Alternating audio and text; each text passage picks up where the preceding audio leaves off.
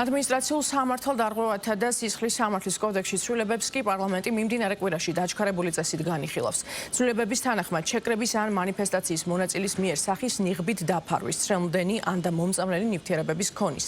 ასევე გზის გადაკეტვის ან დროებითი კონსტრუქციის მოწყობის პირველივე შემთხვევა გამოიწვევს ადმინისტრაციულ პატიმრობას 15 დღემდე ვადით, ხოლო თუ სამართალდარღვევი ორგანიზატორი ადმინისტრაციულ პატიმრობას 20 დღემდე ვადით.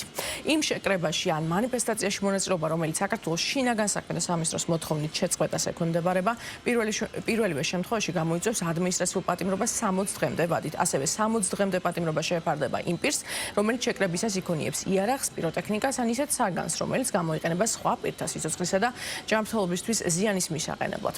ამგვარი აკრძალული ქმედებების გამეორებითი ჩადენა კი გამოიწვევს სისხლის სამართლის პასუხისგებაში მიცემას 1 წლამდე ვადით, ხოლო მესამე და ყოველი შემდეგი 2 წლამდე ვადით. ამასთან სისხლის სამართლის კოდექსს ემატება ახალი მუხლი, რომლითაც სამართლებრივ პასუხისგებლობა დაეკისრება იმ პირს, რომელიც სამართალდამცავი ორგანოს თანამშრომელს მესამედ მიაყენებს შეურაცხყოფას ან არ დაემორჩილება მის კანონიერ განკარგულებას.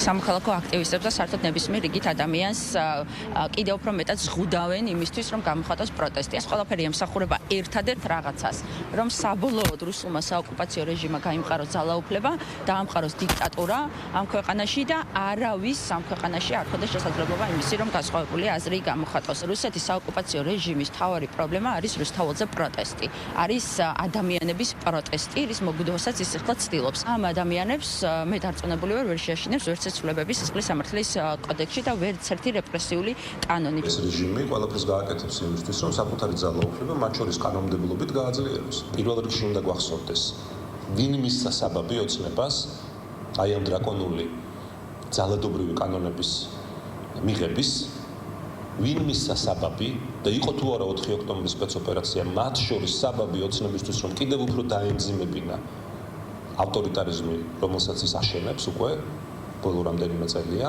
კანონი მიიღება იმისთვის, რომ მოხდეს ადამიანების შეშინება და საბოლოო ჯამში გზას ვინც კეტავდა იმ ხალხს კი არ დაიჭერენ, იმიტომ რომ მათი ხალხია უდიდესი ნაწილი მათი.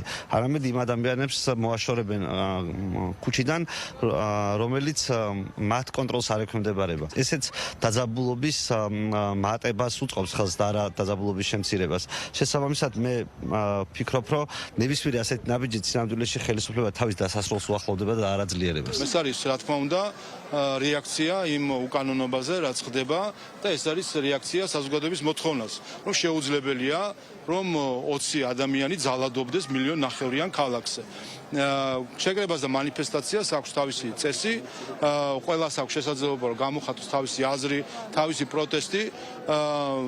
როდესაც ამის არიან ის რაოდენობა, რომელიც ეტევა გზის მიმდებარე ტერიტორიაზე, ტროტუარზე და ასე შემდეგ, გამოხატონ იქ. ეხლა რომ ხედავთ ფეხები გაფარჩხული რომ კეტავენ საქვია გზას, იმიტომ რომ არ ყოფნით ადამიანები, 20 ადამიანი ვერ იძალადებს 1,5 მილიონიან ქალაქზე. სანქცია უნდა იყოს ისეთი, რომელიც უზრუნველყოფს ადმინისტრაციული გადაცდომის თუ დანაშაულის პრევენციას.